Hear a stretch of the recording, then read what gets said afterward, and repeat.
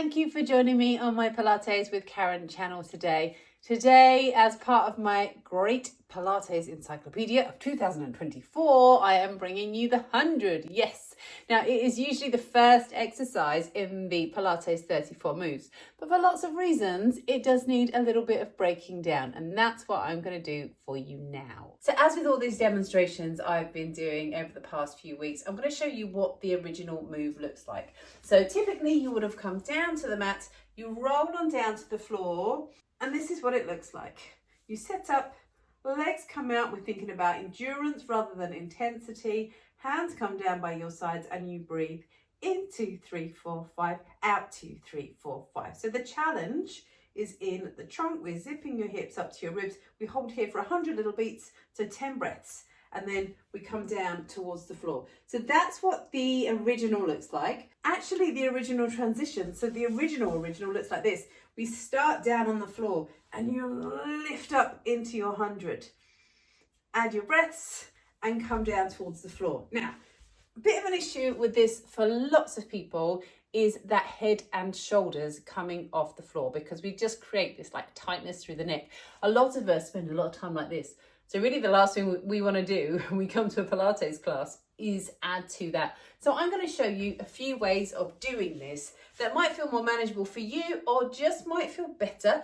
No such thing as Pilates police, right? So you find a way of doing the exercise that's going to get you towards doing the original movement, if that's what you want to do, but it's also going to feel good for your body. So first thing is your set up. Now, I've done some short videos on finding this kind of natural curve through your spine and how it should feel. So take a little look at those first. I'll go through it briefly.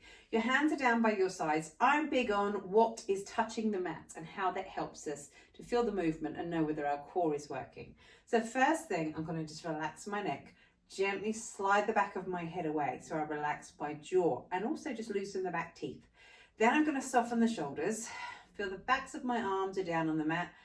My ribs, that's key. So back of my t-shirt is pressing into the mat, but I've not tucked my tail under. So I want to feel the back of the pelvis is down. So this is my setup.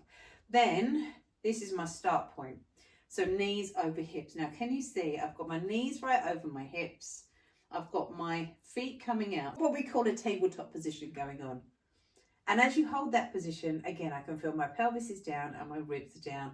And I slide my head away. So first thing to feel, have I created tension up here? Let that go. Second thing to feel, can I feel that I can zip my hips up towards my ribs so I've got this connection through my tummy?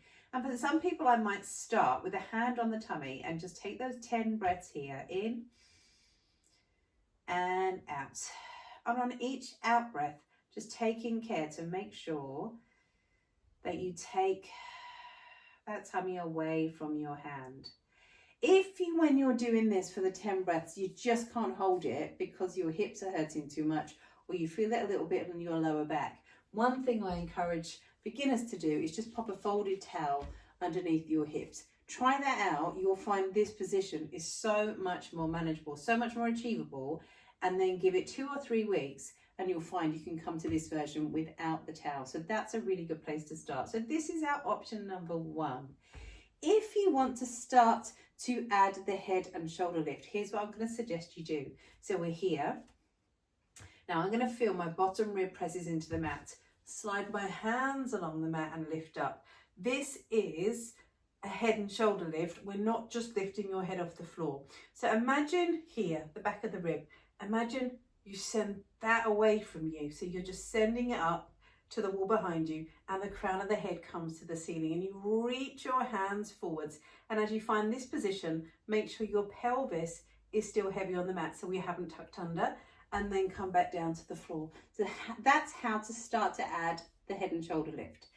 I'm not going to do the arm pumping when I show this to you today because until you get the basic movements, it's not helpful. It's just going to create more tension through neck and shoulders. So trust that you can still do those lovely 10 breaths and it's still the 100. As I said, no Pilates police, but just bear with me until you feel ready to add the arm pumps. Okay, let's just take that one next level on.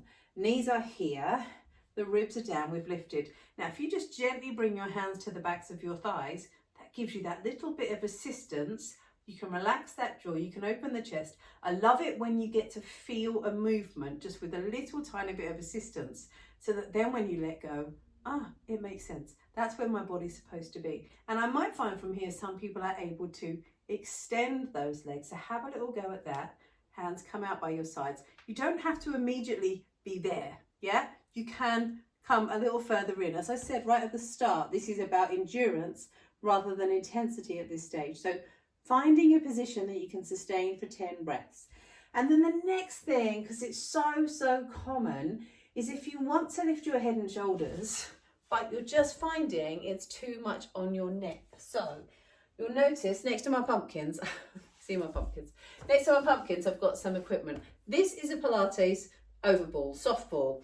It's a 7-inch one, 6 or 7 inches is enough. And you just pop it here where your ribs are, and that suddenly enables you to hold that position. And again, give it 2 or 3 weeks of constant practice, and not every day, 24/7.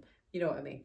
And you'll find you start to build that strength here, and you'll start to feel it's much easier to do. But because not everyone has a little green ball, what I'm also going to show you to do is just to use a folded blanket. Now that might seem like quite a lot of blanket, but I would suggest use a folded blanket or a folded towel rather than a cushion, because it's less squidgy.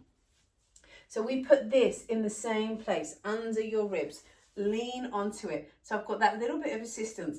It's not quite as good as the ball, but it's enough. So let your knees lift up. Extend those legs out, hands down by your side, and suddenly you can breathe in, exhale, lower, in and lower. And as you get more confident and you feel that you've got that position, you could unfold the blanket. You'll need less assistance, and gradually you'll be coming down to the floor. So this isn't just how to do the 100. This is how to use progressions so that you can do the 100. So this is using equipment. It's changing the position slightly so that you will be able to do that 100 in a class without feeling neck or back. So trust me, it's okay to use little props, to use little bits of help here so that you'll be able to do that 100 eventually. Have a go. As I said, no one is judging you, particularly if you're doing this at home, but you want to try and feel that you can hold that full 10 breaths rather than feeling that you kind of hear, you get 2 breaths in and then you have to stop. Okay, so think endurance rather than intensity. Whew, that was a lot of information today. I hope you found it helpful. I hope you've got some things in there that can really help you to achieve the 100 and not be put off by it, because it is quite a challenging one. As ever, if you've got any questions about the 100, please get in touch and I will do my best to get back to you. Some people leave comments saying, oh, I found this really helpful, but so I can often direct you on to another one of my videos or someone else's that will help you get there. Good luck with mastering the 100. I'll see you next time.